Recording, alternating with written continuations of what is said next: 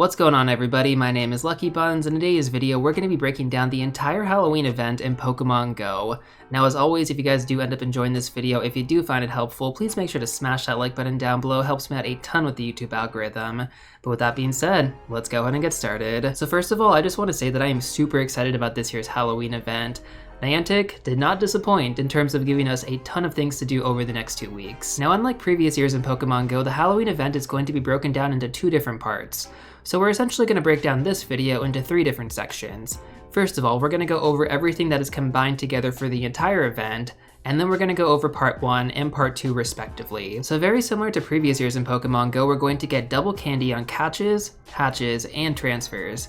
And specifically this year, we're also going to get guaranteed extra large candy from walking with our buddy. So according to the blog post, the only thing that we didn't get this year was reduced distance when walking with our buddy. But to be honest, that's okay, because we still got most of the bonuses that we were honestly anticipating. Now additionally, during the Halloween event, we're also going to have the special Halloween Cup, which is going to take place from October 15th to November 2nd, so actually a little bit longer than the actual Halloween event. Now specifically for this cup, it is going to be run in the Great League format, and the exclusive type Pokemon that you can run are going to be as follows: Poison, Bug, Ghost, Dark, and Fairy types. Now unfortunately, extra large Pokemon are still going to be allowed in this cup, so we are going to see extra large Azumarill in there as well, which is quite unfortunate, and extra large Sableye, so yeah, not looking forward to that too much, just because that is such a strong core, but we will talk about the meta for the Halloween Cup in a separate video. Before we move away from the Halloween Cup though, there's also going to be a timed research quest available that is specifically going to be focused on Go Battle League participation, so make sure that you guys get that done. Now additionally, on top of that, we're also going to have a special research quest available, and that's going to be called What Lies Beneath the Mask.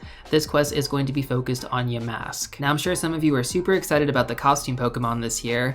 Well, we're going to have 3 new costume Pokemon with their shiny forms available. So the first 2 Pokemon are going to be featured in the wild, and those Pokemon are going to be Pikachu and Piplup. And then the third Pokemon is going to be featured in raids and then also in Go Battle League encounters, and that Pokemon is going to be Drifblim. Additionally, on top of that, we're also going to have new avatar items available in the shop, and some of them actually do look pretty good, so if you guys are into that, definitely recommend checking them out.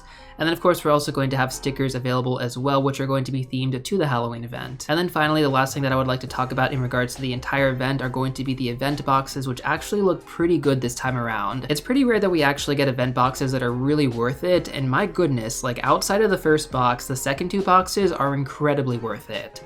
So let's go ahead and break them down. The first box is going to be called a Creepy Crate, and this will cost you 480 Pokecoins.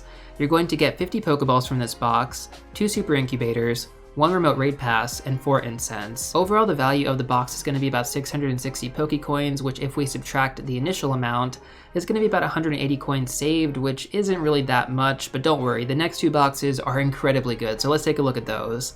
So the second box is going to be called the Boo Bundle, which is going to cost you 1480 Pokecoins. From this box, you're going to get 16 premium raid passes, 8 super incubators, 4 incense, and 4 start pieces, bringing the total value to about 3760, which is actually crazy. When you minus the initial cost of the box, you're actually going to save 2280 Pokecoins, which is really, really good. So this box is very similar to the Ultra Box, and the following box is going to be very similar to the Adventure Box, but actually better. So the final box is going to be called the Pumpkin Pack, and this is going to cost you the same amount of Pokecoins, 1480. From this box, you're going to get 18 super incubators, which is actually insane, 2 regular incubators, 4 incense, and 4 star pieces, bringing the total value of this box to 4,460 Pokecoins. And then when we subtract the initial cost, we're actually going to save 2,980 Pokecoins, which is insane. So this is by far the best value when it actually comes down to the shop. But overall, in my opinion, I feel like the Boo Bundle is the most well-rounded box, just because you get raid passes and super incubators, and let's not forget that Darkrai is going to be in raids towards the end of the month. So yeah, Darkrai and raids, you're going to probably want the raid passes for that. Time and time again, incubators have definitely been proven to be quite the scam in Pokemon Go, so I wouldn't really recommend going for the Pumpkin Pack despite the value actually being better.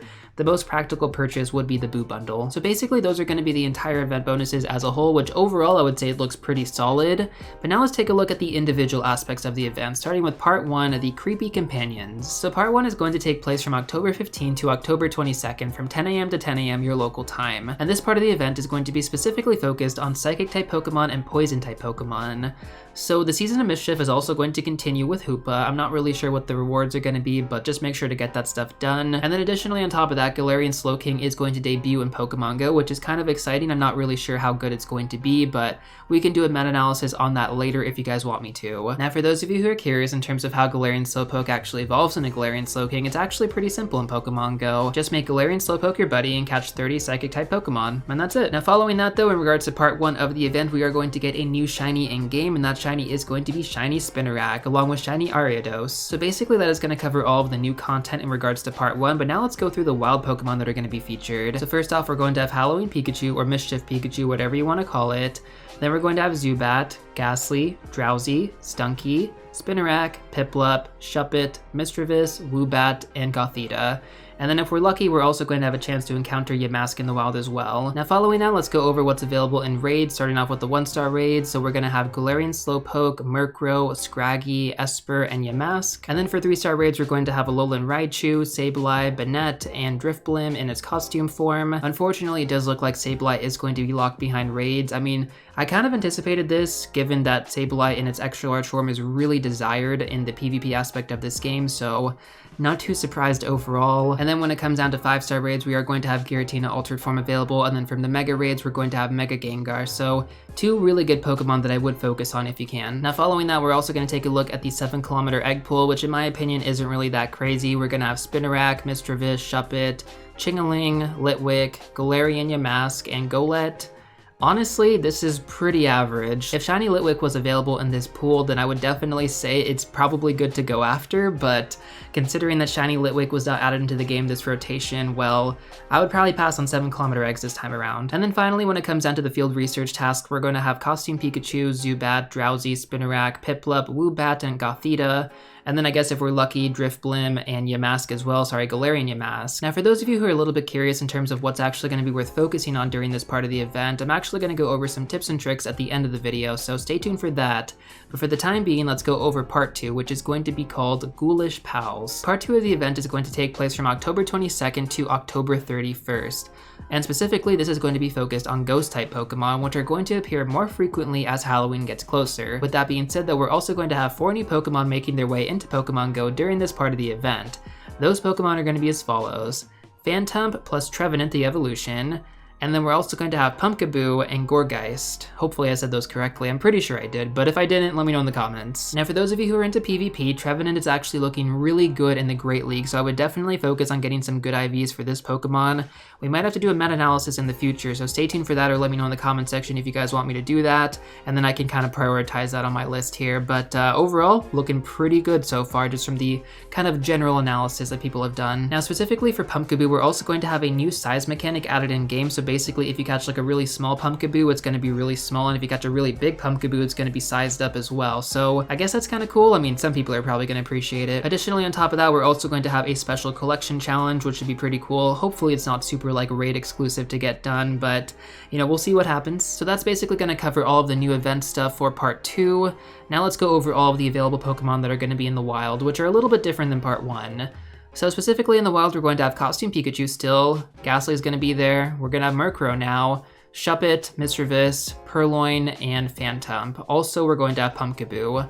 And if we're lucky, I guess Haunter, Yamask, Litwick, and then a bigger size Pumpkaboo? I don't know. Kind of weird, but okay. Taking a look at the raids, in 1-star raids, we're going to have Murkrow, Yamask, Galarian Yamask, Phantump, and Pumpkaboo in the average size. And then for 3-star raids, we're going to have Alolan Marowak, Banette, Drifblim in its costume form, and Lampent, the evolution of Litwick. And then for 5-star raids, we're going to have the amazing Pokemon Darkrai, which is also going to be available in its shiny form. And then we're going to have the release of Mega Absol in-game, which can also be in its shiny form as well. So that's something to look forward to. Both the Mega and the respective 5-star raid are going to be good for the second part of the event, and then also the first part of the event too. So yeah, really can't complain with the raids right now. Like, they're really, really solid. For the 7-kilometer egg pool, we're going to have a very similar egg pool to the one from the previous part of the event. We're going to have Spinarak, Mischievous, Shuppet, Litwick, Phantump, Galarian Yamask, and Golett. So again, not really anything to write home about. I would probably skip the 7-kilometer eggs as a whole. And then finally, for the field research, we're going to have Costume Pikachu, Ghastly, Spinarak, Shuppet, Duskull, Costume Piplup, and then if we're lucky, Galarian Yamask, and then also just regular Yamask. We are going to have a special raid weekend, which is kind of cool. That's going to take place from October 30th at 10 a.m. to October 31st at 8 p.m. your local time, and it's basically just going to be a giant raid weekend with Darkrai and Mega Absol, which is pretty dope because those are both really good. So yeah, make sure that you get some Mega Energy for Absol and try to get that shiny Darkrai. Now for those of you who don't want some more additional tips and tricks, that's basically going to be the entire Halloween event in a nutshell for 2021. Part 1 and Part 2 overall looking really solid.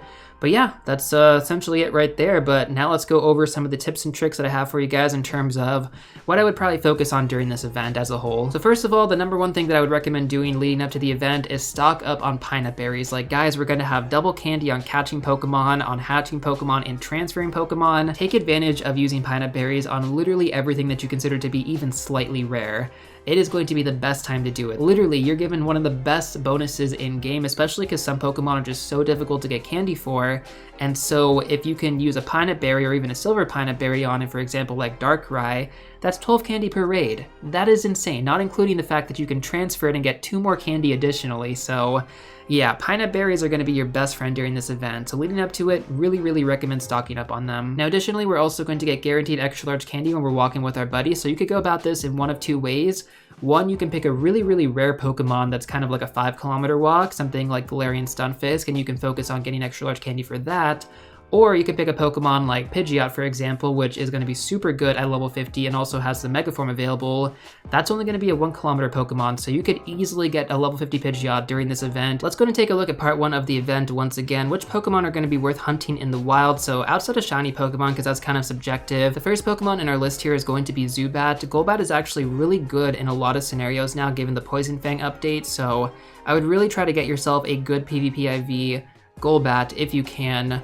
Following that, we're going to have Ghastly. This is going to be really good in raids and then also PvP when you evolve it into Gengar. That was actually one of the Pokemon that got me to Legendary in Season 6, so definitely do recommend focusing on Ghastly if you don't already have a good Gengar. Not to mention Gengar is really good in raids as well, especially if you want to evolve it into Mega Gengar, so try to go for that Hundo as well.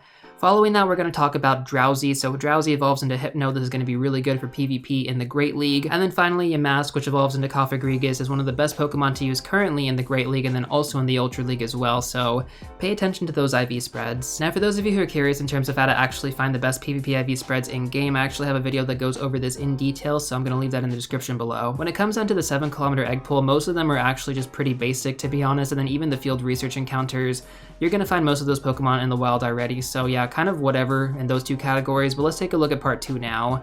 So Phantump is going to be the highlighted Pokemon that I want you guys to focus on. That is going to be really good in PvP.